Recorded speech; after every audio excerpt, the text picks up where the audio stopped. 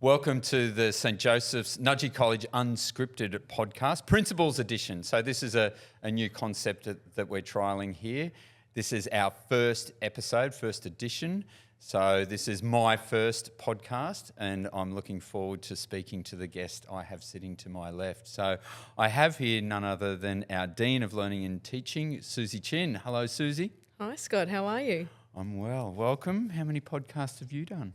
Zero. But Zero. I've listened to a bazillion. Excellent. We'll fumble through together, and that's a good point that you make there, because quite often we're swapping podcast gems that we come across, and especially around in relation to learning and teaching, which we both, for want of a better term, geek out a bit on. We from get time a to bit time. nerd-sided. Exactly.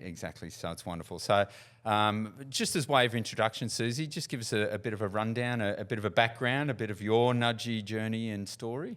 Well, my Nudgee journey's a little bit of a recycled journey. Started here as an early career teacher back in 2008, cut my teeth here at Nudgee. Stayed here for 8 years, few roles there. Ran the biology curriculum at one point, ran the health curriculum at another point, and then went away. Taught at a couple of girls' schools, did some head of faculty work, worked in BCE office across 46 secondary schools. Went and did some AP work over at Mary MacKillop in the curriculum space. And then, as fate would have it, boomeranged back to Nudgee in my current role. And I remember that phone call with the wonderful Erin Wedge, who's the principal there and a great friend of both of ours, doing a wonderful job up at Mary MacKillop. To break the news that we're about to offer you the position, and we haven't regretted it since.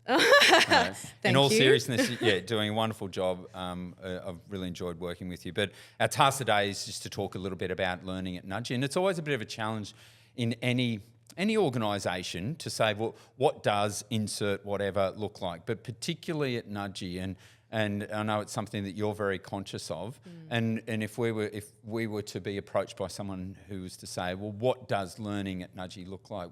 What's your response there? Where do we go? Yeah, it is the most holistic education I've ever come across at Nudgee College.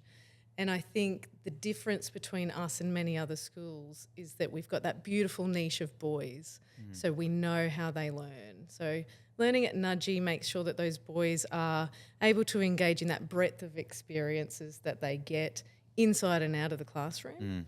And then we keep... Just to interject there, that's an important thing too, and I like how you've gone there around learning isn't just about academics, learning isn't about curriculum, and that's a philosophy that I carry really, really strongly, that learning happens as much in the classroom as well as outside. So sorry to interject. Absolutely, yeah. So we make sure that our boys have that breadth of experience in the classroom as well. So in those early years, we cover the entire Australian curriculum, and then fairly early on, because we know that boys, they might not know what they like, but they definitely know what they don't like pretty early on. So from about year 8, we allow them to start following their strengths and interests. And as we know, we've got a breadth of subject offerings in the senior space, so we cater for all of the boys. We don't value one pathway over another. And I think that's another unique characteristic of Nudgee, in that we're not just about students doing a skills and training pathway, or not just about those kids going to university. You can do whatever you want here. Just to put you on the spot, how many subjects in that senior? So we've got 36 senior offerings, and that includes about 8 certificates. So 8 skills and training courses, a number of applied courses, and around 30 odd general subjects. Yeah, definitely. Now, being our first podcast, I did fail to introduce myself. We're really good at this. My name is Scott Thompson, principal of Nudgee College. I introduced you, but forgot to introduce myself. Maybe I should have introduced you, that Scott. would have been good. Yeah. I know you've used my name. It's my fault. Yeah. So if we're to look at what a day-to-day experience is like for a boy at Nudgee College in that learning space, and that's something that I really push, and my wonderful predecessor, Peter Fulliger, also spoke about, that the main game is between period 1 and period 5. So what does a period 1 to 5 experience for our boys look like? Yeah, so the ideal. Yeah, the ideal. Well, first I'll talk about the structures, in that most days we have 5 lessons a day, some we have 6, and that's very much by design. I know that there are some schools out there that go for much longer in their periods and might only have 3 lessons in a day. For us, we need to cater for boys who need to move. They need to be changing their thought process fairly regularly. So that's the first thing to consider. And then in their lessons, they start the day, in a nice and gentle formation way with their peers in pastoral care. And then we hit the ground running in lesson 1. And our hope and dream in the ideal world is that our boys are experiencing consistency across their classes, so that they're experiencing practices from our teachers that align with the science of learning. So they're making sure that they're retrieving what it is that they've done in previous lessons as a form of inbuilt study and embedding those neural pathways. They're activating their prior knowledge so that they can build on information. And then hopefully, and in most cases this will be the case, our boys will then engage in some highly engaging activities which require them to be switched on and actively participating regularly in the class. Yeah. No, wonderful. And just to pick up on your point there around pastoral care, and we've got a vertical program here, so our year 7s through to 12s are mixed, so that's a wonderful thing, and that's been in place for a very, very long time. And also on that point around consistency, we've really since last year, and it was about this time last year, we started engaging in a collaborative process with our boys, with our staff, just to reimagine the classroom culture at Nudgee College. So I just have to commend you, I have to commend our staff, the way that we've designed that, and also the feedback that we got from our boys and the team in our student formation space as well. So what do you see as some of the differences at the moment that you notice with the implementation there? Yeah, so I notice calmer classrooms is probably the first thing that comes to mind.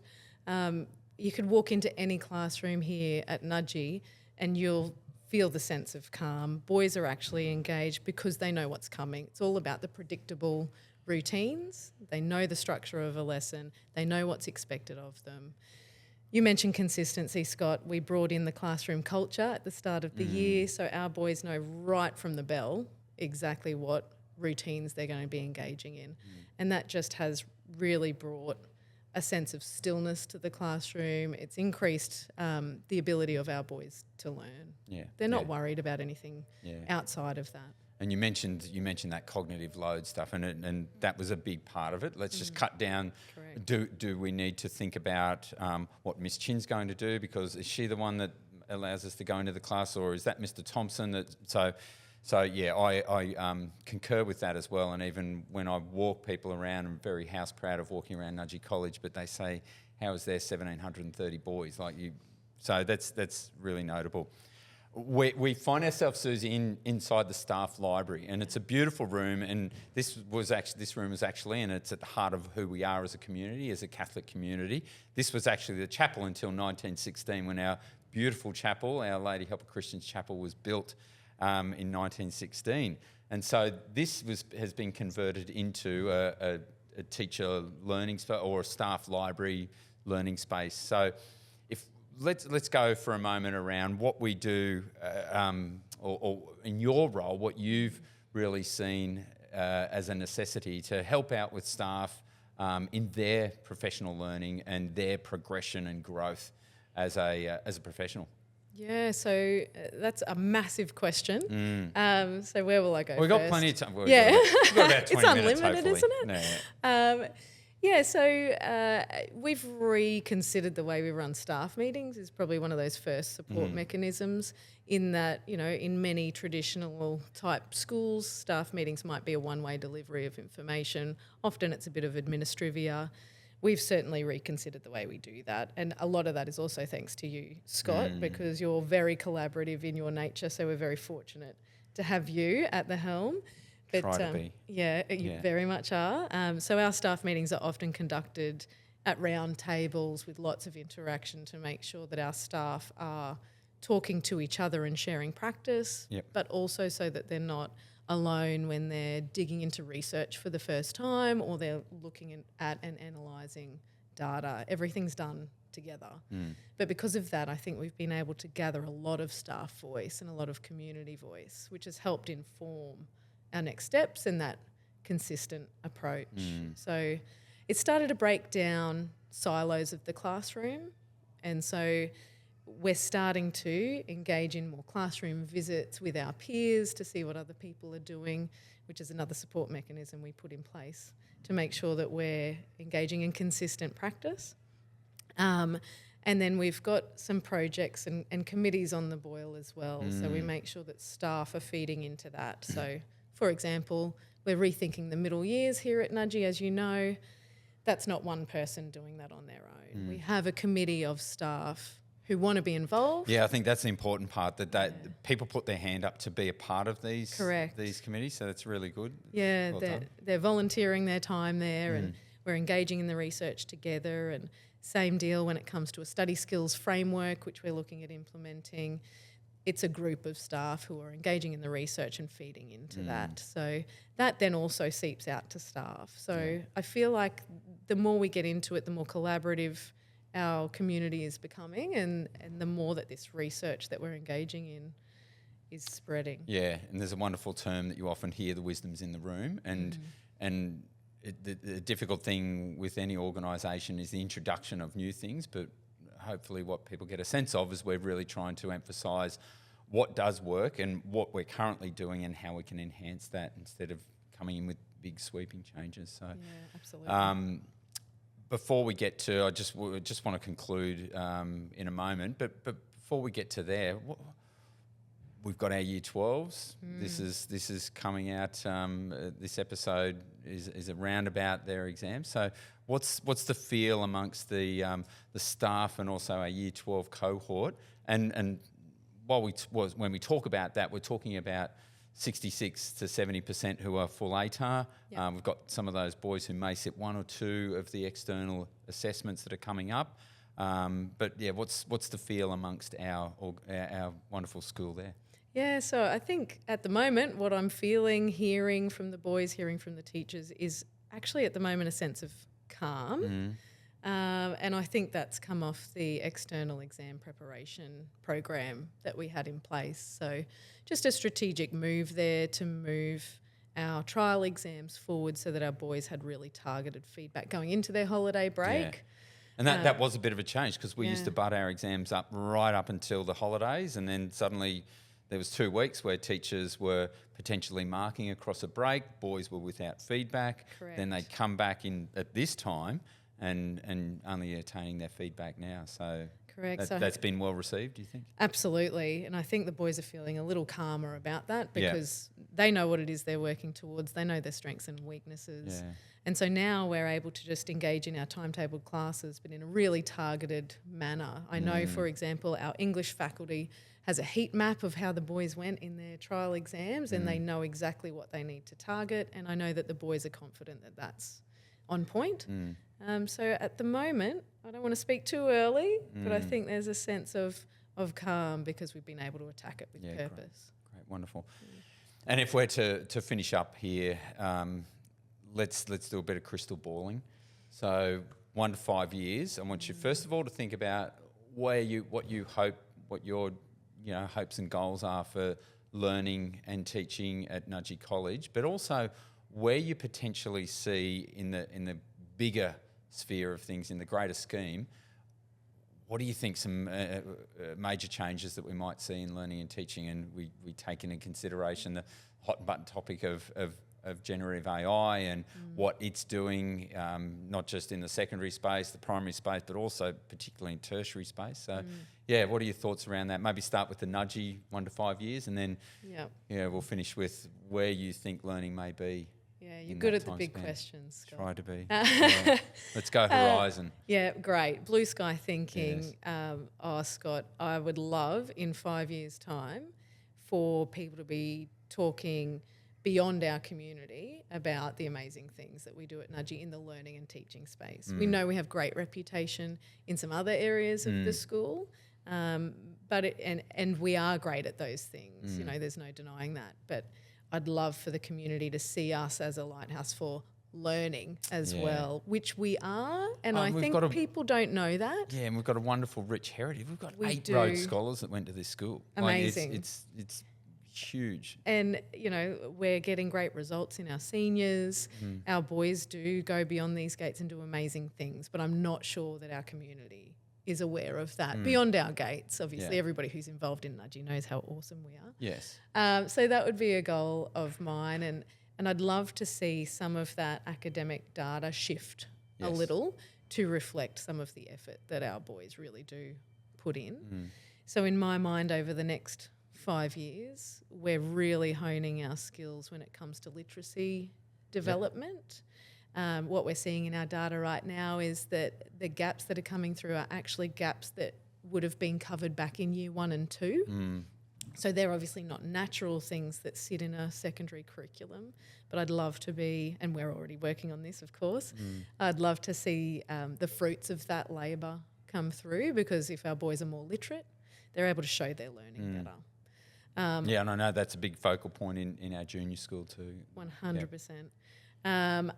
In terms of the way we teach, I'd love to be able to go into every classroom and see really consistent, high-impact, evidence-based practices across the board, including the way we teach, study and set homework, for example, so that our boys, the hours that they're putting in are all high-impact hours. They're not inefficient. So that's probably the 5-year... NC part of it. NC, yes. Yeah. In terms of... Where do you see education? Oh, that's a big question. Yeah. AI is a big beast right now.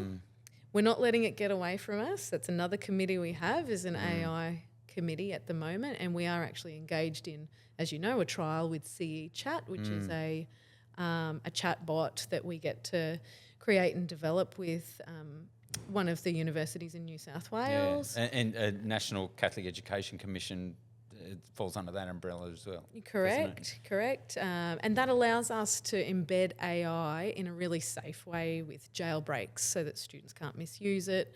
And we're already trialling that in the junior school and some of our middle year spaces. In fact, there were some year 5 and 6 classes who had assessment recently using specifically that AI chatbot. Yeah. But it's absolutely going to take off, and I think we can, in education, really leverage it to deepen understanding. But if you don't have the knowledge, if you don't have the critical knowledge, not just of how it operates, but concepts in the world, then you won't be able to use it critically. So I think for us, going for a knowledge-rich curriculum like we are is the smart thing to do, so that we can train our boys how to use AI, when to think critically about it, when it might be hallucinating and be wrong. And there is no doubt that it's a time saver in the professional 100%. Field, but it's not a time saver. Like, you can't shortcut learning. No, you can't offload the cognitive. Yes, correct. Yeah, of that embedding of that knowledge that's required. Absolutely. Well, Suzie, any parting thoughts? Any pearls of wisdom that you have across the wealth of knowledge that you've built up around that pedagogy and learning and teaching space across your many years of being a teacher? Yeah, I don't know that there's any pearls of wisdom here, Scott, but I think we're just lucky at Nudgee that we've got staff that believe that every learner can improve every day. And I think that's what really grounds everything that we do. So we're really fortunate to have staff that are ready to go on the change journey with us. They're all on board. We've got such a great body of students too, who just want to be seen for who they are and explore their strengths. And I think that we're going to be setting the environment for them to do that. Yeah, wonderful. Yeah. Great to have a chat, Suzie. Thank you very much. No worries. Thanks for having me.